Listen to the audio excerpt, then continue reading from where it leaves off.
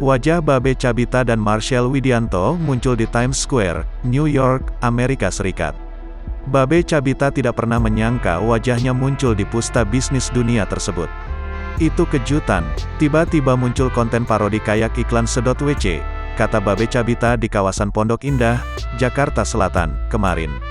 Komika yang kini berusia 32 tahun itu terpilih menjadi brand ambasador produk kecantikan hingga wajahnya muncul di salah satu billboard raksasa di Times Square. Awalnya karena aku bikin parodi dari iklan yang lucu, ucap Babe Cabita.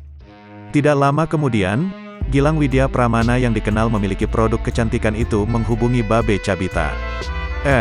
Dia, Gilang Widya Pramana, minta aku jadi brand ambasador sampai mukaku dipajang di Times Square, Jakarta dan kota-kota lain, kata Babe Cabita.